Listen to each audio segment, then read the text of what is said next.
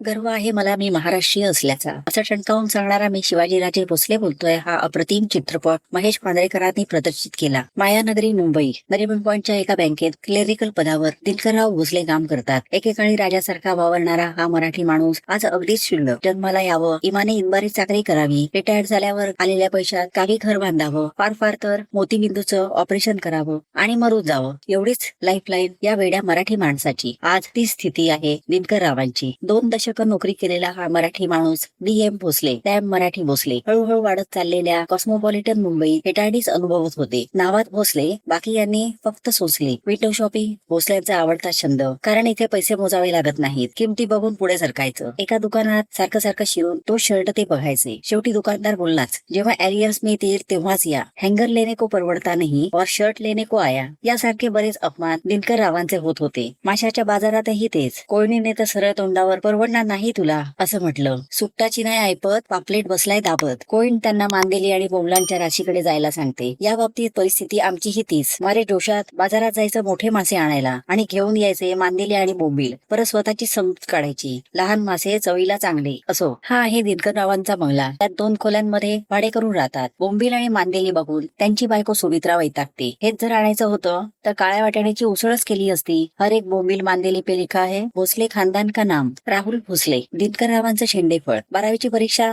नुकताच पास झालेला. मोठ्या कॉलेजमध्ये ऍडमिशन घेणं हे त्याचं स्वप्न. दिनकररावांची मोठी मुलगी शशिकला भोसले अभिनेत्री व्हायचं म्हणून तिने आपलं नाव बदलून बी कला केलं आणि ऑडिशन द्यायला गेली. बी कला नाव ऐकताच डायरेक्टरला ती साऊथची असल्याचं वाटतं, पण महाराष्ट्रीय म्हटल्यावर हिंदी चित्रपटात मराठी हिरोईन्स चालत नाही म्हणून तो तिला डावलतो. ती घरी येऊन वडिलांना आडनाव बदलायला सांगते. भोसले आडनाव डाऊन मार्केट आहे असं म्हणते. वडील तिला सांगतात, लग्नानंतर तर तुझं आडनाव बदलणार आहे, पण तिला हवं असतं नॉर्थ इंडियन, खन्ना, चोप्रा, कपूर हे आडनाव. तिच्यासाठी भोसले आडनाव डाऊन मार्केट असतं. 1 एकर क्षेत्रफळ असलेल्या भोसलेंच्या बंगल्यावर डोळा ठेवून असतो गोसालिया. गोसालियाला त्या जागेवर बांधायचे असतात 2 towers, Gosalia heights. Gosalia offer घेऊन भोसलेंना भेटायला जातो. बदलापूरला घर देतो म्हणून सांगतो. मराठी माणूस आणि ग्रीनरी या दोन्ही गोष्टींच्या जवळ राहाल असे सांगतो. 50 लाखांचा चेक ठेवतो. सेंट्रो गाडी बदलापूरला येईल असं सांगतो. भोसले त्याला सांगतात, इथे फ्लॅट देणार असाल तरच पुढची बोलणी करू. गोसालियाच्या तोंडून घाटी, न परवडणारा मेंटेनन्स, नॉन व्हेजिटेरियन टॉवर हे सगळं ऐकल्यावर भोसले त्याला स्पष्ट शब्दात निघा सांगतात. सुमित्रा नवऱ्याला गोसालियांचा प्रपोजल स्वीकारण्याची गळ घालते. राहुलला सीईटी मध्ये 5 मार्क कमी पडतात म्हणून तो अपसेट असतो. मुंबईत ऍडमिशन झाली नाही तर बाहेरच्या कॉलेजमध्ये ऍडमिशन घे वडील सांगतात. राहुल सांगतो, नवी मुंबईच्या NM चांदेकर कॉलेजमध्ये 15 लाख डोनेशन आहे. NM चांदेकर म्हणजेच मंत्री नंदकुमार याचं कॉलेज. गावच्या शाळेत एकत्र भोसल्यांबरोबर शिकलेला. वडील मुलाला तिथे तुझं काम नक्की होईल असं आश्वासन देतात. नंदकुमारला भेटायला ऑफिसमध्ये जातात. त्याच्या समोर 48% वाला 30 लाखांचं डोनेशन देऊन निघून जातो. दिनकरराव राहुलला कॉम्प्युटर इंजिनिअरिंग करायचंय असं सांगतात. नंदकुमार सरळ सांगतो, आता फुकट ऍडमिशन दिली तरी पुढच्या वर्षांचं काय. राहुलला BSc करण्याचा सल्ला देतो. घरी आल्यावर राहुल फुगून बसलेला असतो. दिनकर त्याला BSc करायला सांगतात. अगतिकपणे बोलतात, माझी एवढी ऐपत नाही रे. BSc ला ऍडमिशन घेतली, नवी कोरी मोटरसायकल देण्याचं प्रॉमिस देतात. ते दुसऱ्या दिवशी मॅनेजरकडे बाईकसाठी लोन मागायला जातात. तो त्यांनाच सुनावतो. मराठी माणसाने चादर बघून हातपाय पसरावेत. आधी फेस्टिवल लोन क्लिअर करा. तुम्ही घाटी लोक रनिंग रेस मध्येच जा.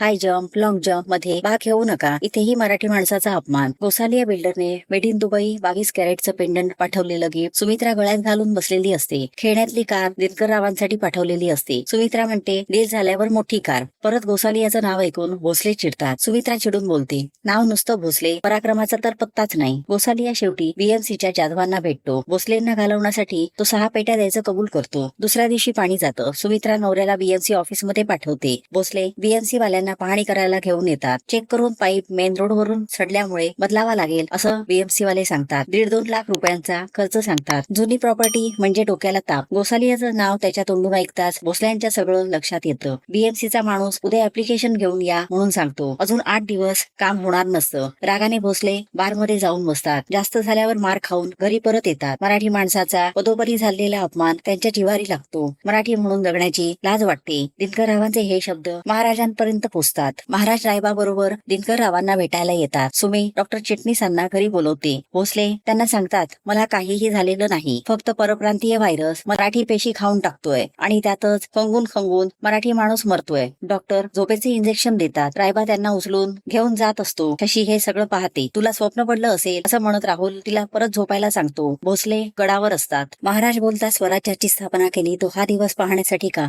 दिनकरराव बोलतात, इथे सगळे धंदे गुजराती आणि सिंधी लोकांकडे, हॉटेल्स उडपी व पंजाब्यांची, नेपाळ्यांच्या, चायनीजच्या गाड्या, मंत्रालयापासून सगळ्या गव्हर्नमेंट जॉबमध्ये उत्तर भारतीय मोठ्या पदावर मराठी माणूस आहे कुठे? महाराज सांगतात, मराठी माणूस त्याच्या कृत्यानेच मागे राहिला. त्याने का नाही इतरांसारखी सुरुवात केली? सरदार, राजपुतांसारखा काटे हा शब्द सुद्धा अदबीनं घेतला गेला पाहिजे. महाराजांचं सळसळतं रक्त दिनकररावांच्या धमन्यातून व्हायला लागतं. कलाने ट्विंकल चोपडा नावाने केलेलं ऍफिडेव्हिट ते फाडून टाकतात. राहुलला एन चांदेकर मध्येच ऍडमिशन घ्यायची असं सांगतात. कोसालियाचं नाव या घरात घ्यायचं नाही असं सुमित्राला बजावून सांगतात. बीएमसी ऑफिसमध्ये कदमांना जाब विचारायला जातात. ऑफिसमध्येच भोसले बडबडायला लागल्यावर कदमांना घाम फुटतो. कदम उद्याच पायी बदलतो असं सांगतात. दिनकरराव पत्रकारांना सांगून ठेवल्याचं बोलतात. आवाज ऐकून जाधव दिनकररावांना कॅबिनमध्ये बोलवतात. हा सुद्धा कोसालियाचाच माणूस, महाराष्ट्रीय असल्याचा गर्व बाळगा असं सांगून ते बाहेर पडतात. भोसल्यांकडे पाणी पुन्हा चालू होतं. रायबाला दिनकररावांबरोबर ठेवून राजेगडावर पोहोचतात. भोसले डिरेक्टर गिडवानीला भेटायला ऑफिसमध्ये जातात. माझ्या मुलीला ऍक्टिंग येत नसेल तर रिजेक्ट करा. नुसतं आडनाव ऐकून डाऊन मार्केट म्हणून रिजेक्ट करू नका. भोसले एवढं बोलून बाहेर आल्यावर गिडवानी त्यांच्या मागे येतो. त्याचं नावही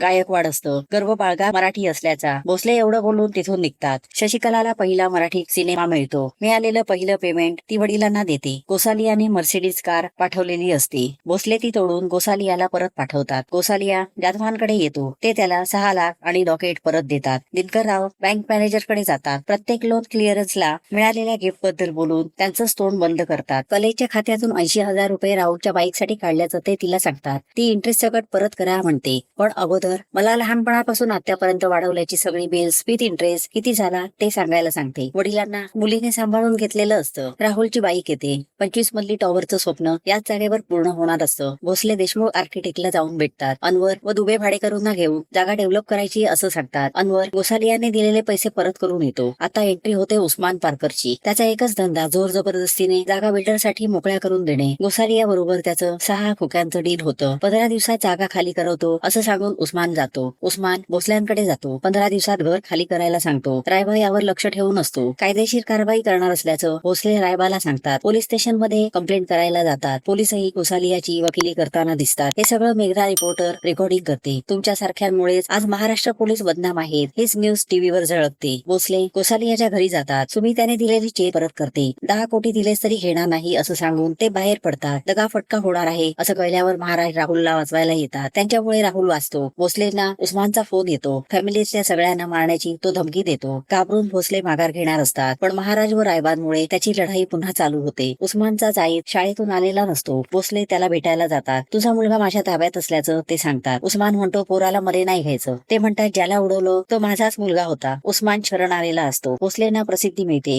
शशिकलाने एन चांदेकर कॉलेजची साईट हॅक केलेली असते. ते परत आपल्या पॉलिटिशियन मित्राला भेटायला जातात. कलाने काढलेली लिस्ट त्याला दाखवतात. ज्यात 60% विद्यार्थी बीएससी करण्याच्या लायकीचेही नसतात. आता माझा मुलगा इथेच ऍडमिशन घेणार असं सांगून ते रेकॉर्डिंग चालू करतात. नंदकुमार त्यांना 12 लाख द्यायला सांगतो. राजकारण म्हणजे समाजकारण संपलंय आता. उरलंय राजकारण म्हणजे फक्त सत्ताकारण. त्यासाठी लागतो तो पैसा. भोसले मीडियाला बोलावून इंटरव्ह्यू देतात. हा भ्रष्टाचार थांबायलाच पाहिजे ही त्यांची भूमिका असते. प्रूफ मीडियाला दाखवतात. मुख्यमंत्री चांदेकरांना भेटून पक्षातून बाहेर काढल्याचं सांगतात. चांदेकर गोसालिया एकत्र भेटतात. दिनकर व त्यांच्या फॅमिलीला उचलण्याचा कट आखतात. महाराजांना सुद्धा हे कळलेलं असतं. दिनकररावांना त्यांची लढाई स्वतःच लढू दे ते रायबाला सांगतात. सगळ्यांना वेगवेगळी ऍक्सिडेंटची कारणं देऊन उचललं जातं. गोसालियाच्या गोडाऊन मध्ये बांधलं जातं. गोसालियाला चांदेकर भोसले व त्यांच्या फॅमिलीला जीवे मारायला सांगतो. वाड्या एकटाच देखरेख करायला असतो. पळून जाण्याचा प्लॅन महाराजांमुळे दिनकरांना आठवतो. त्याप्रमाणे वाड्याला विश्वासात घेऊन ते प्लॅन आखतात. दुसऱ्या दिवशी वाड्याला बांधून गोसालियाला गाठण्यासाठी प्लॅन करतात. गोसालियाच्या साईटवर जातात. शेवटी गोसालिया शरण येतो. मुख्यमंत्र्यांना भेटायला दिनकरराव येतात. खेतवाडीची निवडणूक लढवण्याची इच्छा ते व्यक्त करतात. इंटरव्ह्यू घेणारी मेघना सुद्धा संभ्रमात पडते. ही बातमी वाऱ्यासारखी पसरते. लोकांच्या संतप्त प्रतिक्रिया यायला लागतात. लोक घराकडे जमलेले असतात. ते लोकांच्या जळजळीत प्रश्नांना उत्तर द्यायला सुरुवात करतात. राजकारणी हे भ्रष्टाचारी चोर उन्मत्त आहेत असं आपणच म्हणणार आणि पुढच्या खेपेला त्यांनाच 5 वर्षांसाठी निवडून आणणार. आत्ताच जागे व्हा. उमेदवार निवडताना त्याचं शिक्षण, प्रामाणिकपणा, निष्ठा यांचा विचार करा. तुमचं मत अमूल्य आहे. हळूहळू बदल होऊन उच्च शिक्षित उमेदवार त्या मानाच्या पदावर बसतील. चांगले अर्थमंत्री, क्रीडा मंत्री, आरोग्यमंत्री राज्याला लागतील. राज्याचा विकास होईल. गर्व आहे मला मी महाराष्ट्रीय असल्याचा. लोकांना त्यांचं हे बोलणं पटलेलं असतं.